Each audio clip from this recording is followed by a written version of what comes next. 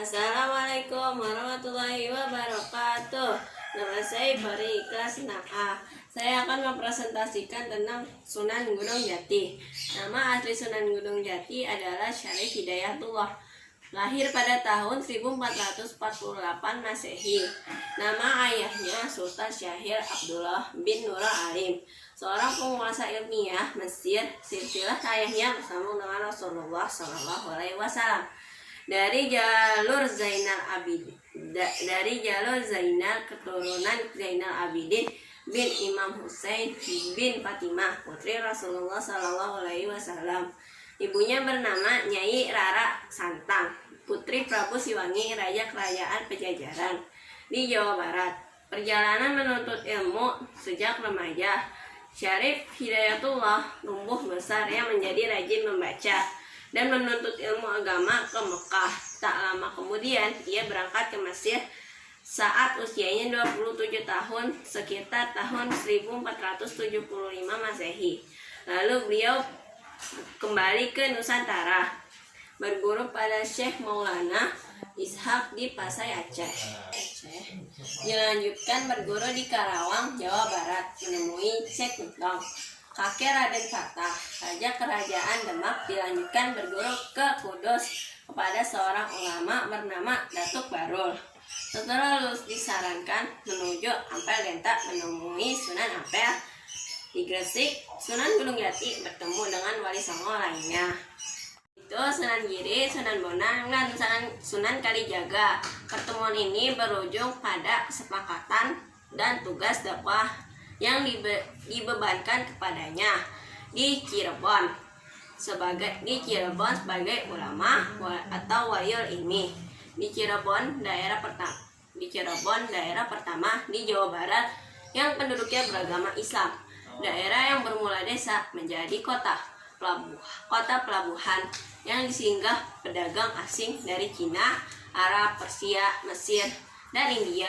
Mengawali dakwahnya, beliau berperan sebagai guru agama, menggantikan Syekh Datu Kafi di Gunung Sembung. Selanjutnya melanjutkan dakwah di Banten. Di Cirebon, Sunan Gunung Jati menikah dengan Nyi Ratu Pakuwati, putri Pangeran Cakrabuana, mengangkat kekuasaan dalam negeri Cirebon diserahkan kepada menantunya. Sunan Gunung Jati wafat tahun 1568 Masehi. Umurnya diperkirakan 118 tahun. Peran Sunan Gunung Jati dalam mengembangkan dakwah di Indonesia sebagai ulama, membuka pondok dan mengajarkan agama Islam kepada penduduk sekitar, menjalin hubungan tokoh-tokoh berpengaruh di Cirebon dengan pernikahan. Sebagai wali kutub, Sunan Gunung Jati diminta memimpin penobatan Sunan Demak II dan Sultan Demak II sebagai pemimpin kerajaan, melapori pembangunan masjid jami di berbagai daerah sebagai pusat keagamaan, membangun sarana dan prasarana umum, membangun transportasi darat, laut, dan sungai, membentuk pasukan Jayabaya, menjalin hubungan antara kerajaan Demak dan Banten. 3. Melakukan akulturasi budaya Islam dan kearifan lokal dengan menjadikan keraton sebagai pusat kesenian dan kebudayaan yang bernuansa agama dengan tidak menghilangkan unsur-unsur agama Hindu dan Buddha. Contoh buktinya benda bersejarah ada kerajaan di Cirebon di keraton adalah percampuran budaya Jawa, Sunda, Tionghoa, Arab, dan Eropa. Misalnya gapura, tugu batu liani, piring keramik dari Tionghoa, meja kaca gaya Prancis. Menunjukkan nilai toleransi terhadap kebudayaan lainnya. Sikap positif dalam pribadi Sunan Gunung Jati. 1. Merakit pengalamannya menyebarkan Islam, bergaul di pedesaan dan kalangan keraton, menjadikan ia sosok teladan yang selalu dekat dengan rakyat. 2. Pemimpin arif dan bijaksana.